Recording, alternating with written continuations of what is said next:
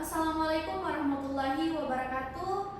Yang terhormat Bapak Irfan S. Kepners MKep, yang terhormat Bapak Bobi Nurmagandi S. Kepners MKep, SP Kepj, yang terhormat Bapak Aco Mursid S. Kepners MKep, dan yang terhormat Ibu Sri Marnyanti Irawan S. Kepners MKep.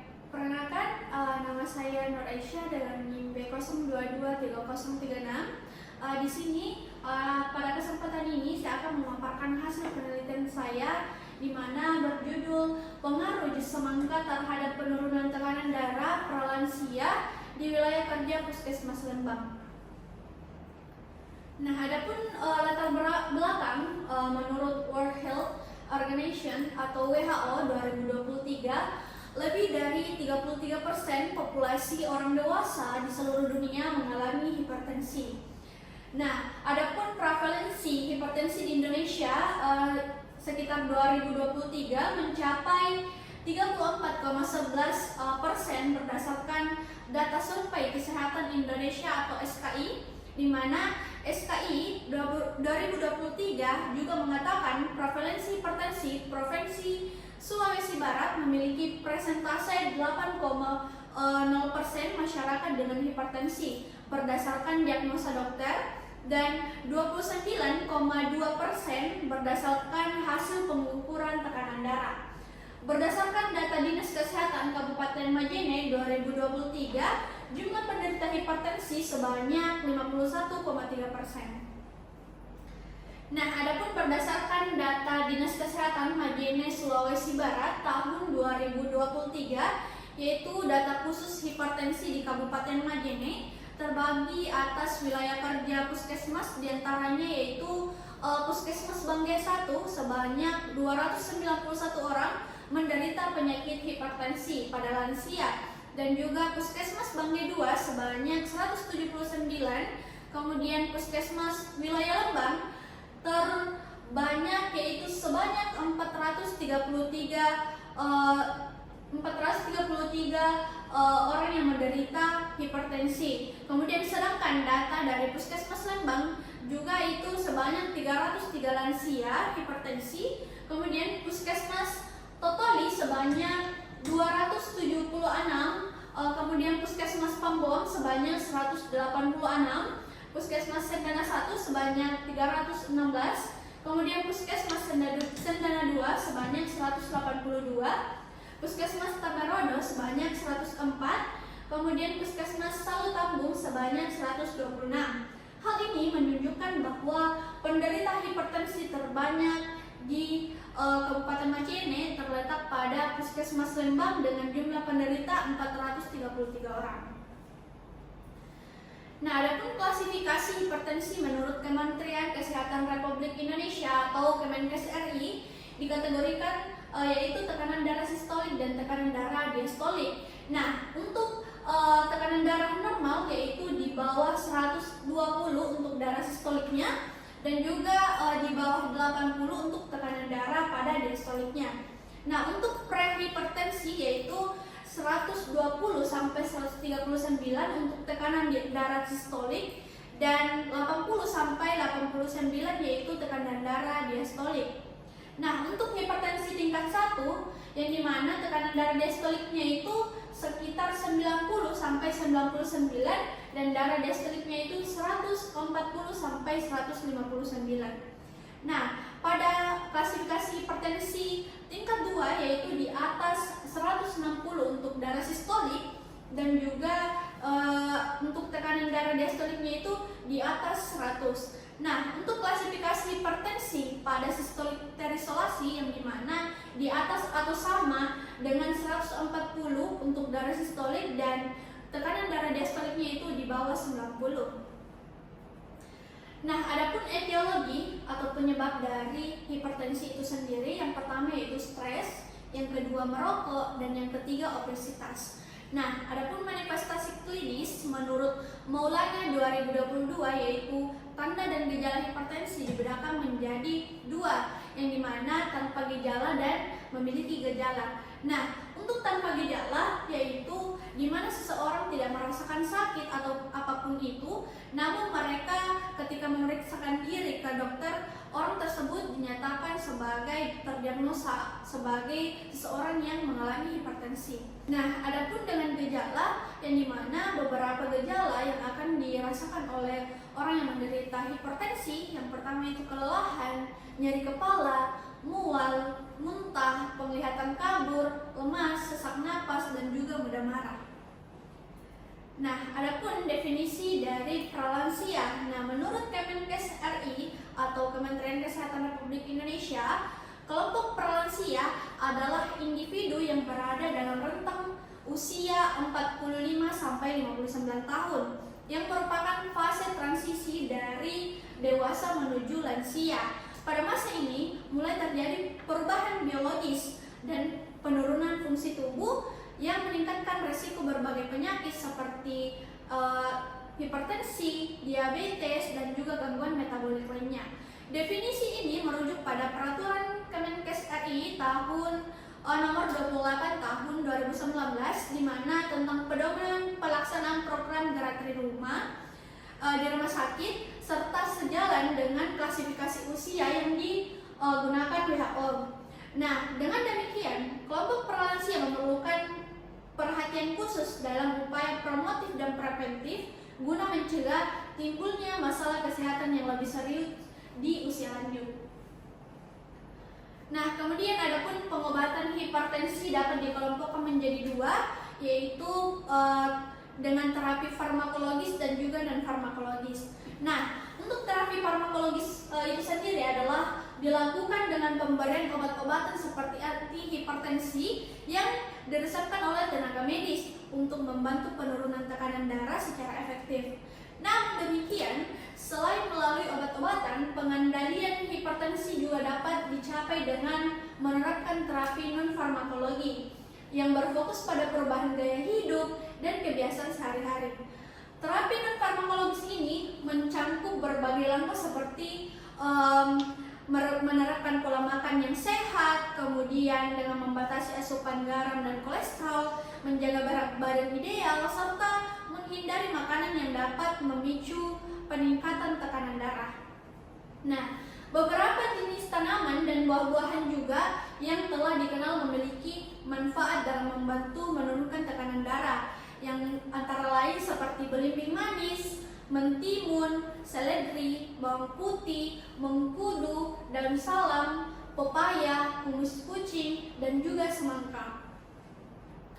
Nah, adapun definisi dari semangka itu sendiri. Nah, di mana buah semangka merupakan salah satu buah yang sangat digemari oleh masyarakat karena memiliki rasa yang manis, segar, dan menyenangkan, terutama ketika dikonsumsi dalam keadaan dingin. Selain memiliki cita rasa yang enak, buah ini menyimpan berbagai manfaat kesehatan yang sangat penting bagi tubuh manusia.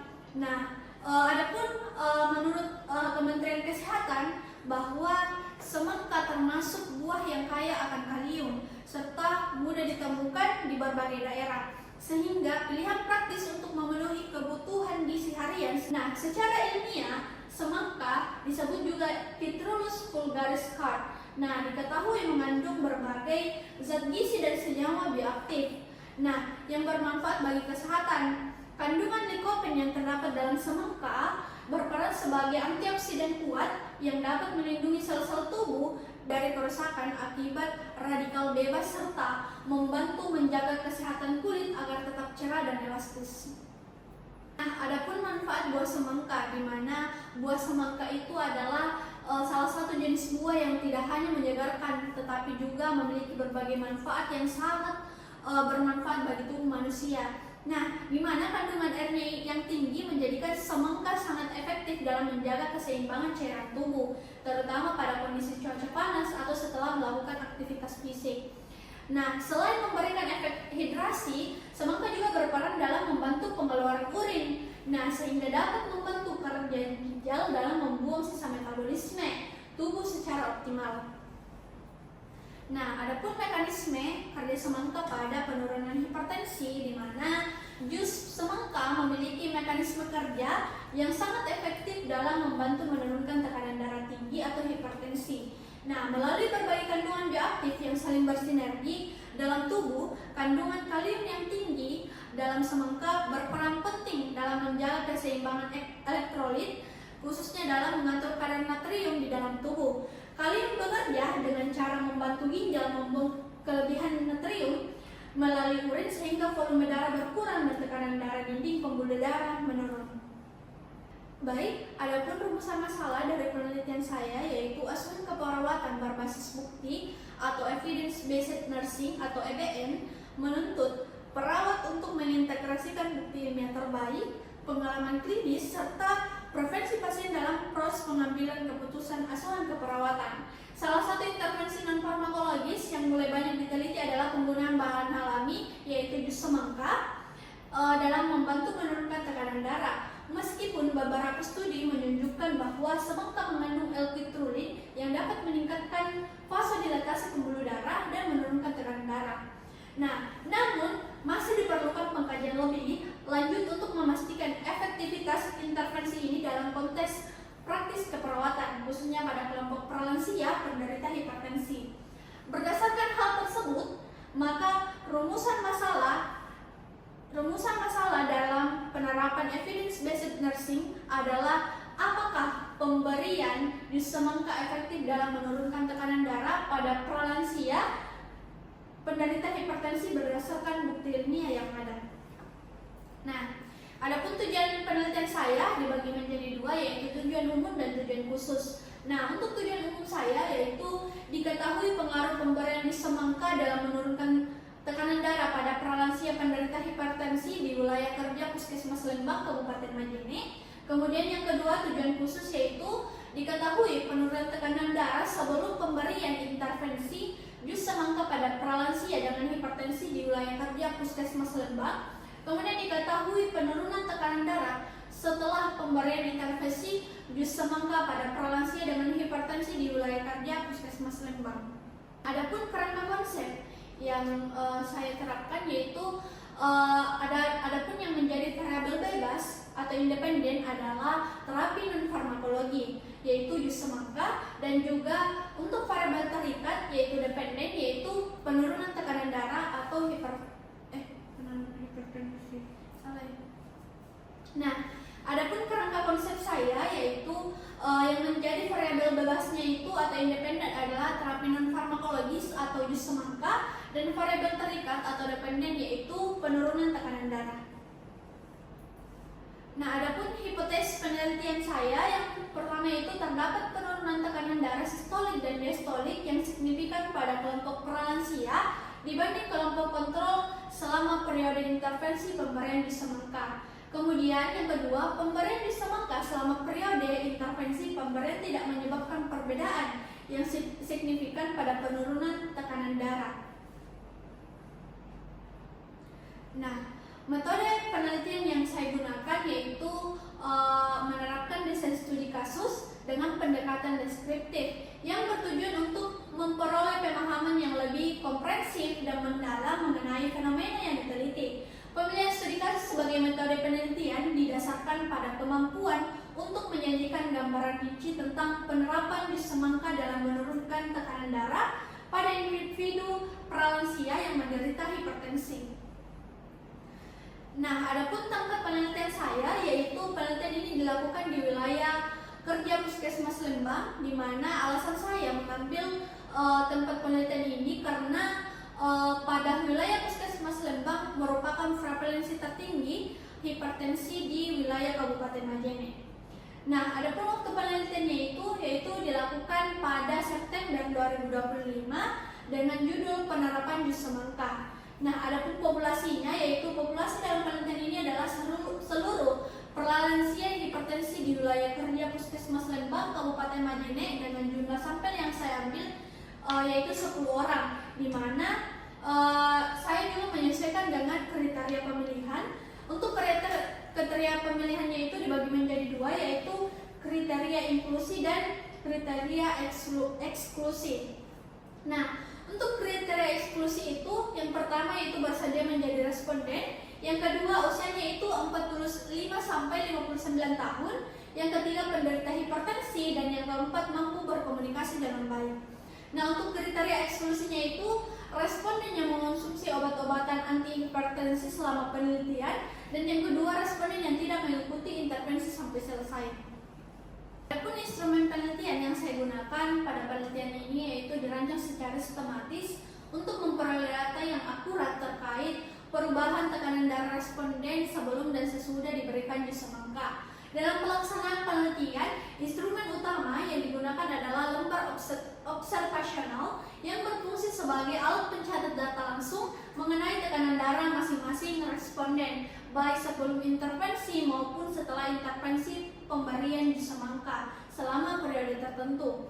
Nah, saya juga menggunakan instrumen fisik yang digunakan mencangkup tensimeter sebagai alat utama untuk mengukur tekanan darah secara presisi, serta peralatan pendukung untuk persiapan jus semangka seperti blender, pisau, gelas, air, dan buah semangka segar. Nah, adapun teknik analisis data yang saya gunakan yaitu analisis data merupakan proses sistematik untuk menguraikan atau menginterpretasikan dan mengolah data agar dapat diambil kesimpulannya. Nah, adapun analisis data yang digunakan dalam penelitian ini yaitu analisis univariat dan juga analisis bivariat dengan menggunakan teknik uji t-test. Nah, adapun etika penelitian pada penelitian saya yaitu yang pertama menghormati. Nah, di dalam konsep menghormati dalam penelitian ini adalah peneliti menghormati keputusan yang diinginkan oleh responden, artinya tidak ada paksaan untuk menjadi responden. Yang kedua yaitu sikap baik. Konsep sikap baik dalam penelitian ini adalah peneliti yang akan menjaga kesejahteraan responden, artinya akan memaksimalkan manfaat yang akan diterima oleh responden dan akan meminimalkan kerugian yang akan dialami oleh responden. Nah, yang ketiga yaitu keadilan, yaitu adapun prinsip keadilan untuk penelitian ini akan bersikap seadil-adilnya kepada responden, artinya peneliti akan memberikan manfaat kepada semua responden dan tidak membeda-bedakan responden. Nah, yang keempat yaitu kejujuran, di mana kejujuran dalam penelitian ini adalah peneliti mengambil literasi-literasi yang dapat dipercaya sehingga dapat dijadikan sebagai pedoman dalam menerapkan terapi non-farmakologi, yaitu jus semangka. Nah, adapun yang kelima yaitu anonim. Adapun konsep anonim dalam penelitian ini adalah peneliti akan menghilangkan semua informasi yang berhubungan dengan identitas seperti nama responden dan karakteristik lainnya, tidak akan disampaikan pada hasil penelitian. Nah, baik, itulah tadi hasil pemaparan saya tentang penelitian saya tentang pengaruh jus semangka terhadap penurunan tekanan darah di wilayah Puskesmas Lembang, Kabupaten Majene. Besar harapan saya agar penelitian ini dapat dilanjutkan dalam tahap pengambilan data untuk memberikan kontribusi kepada masyarakat. Kemudian penelitian ini juga sangat jauh dari kata sempurna. Oleh karena itu saya mengharapkan kritikan dan juga saran dari Bapak Ibu penguji untuk menyempurnakan penelitian ini. Terima kasih. Assalamualaikum warahmatullahi wabarakatuh.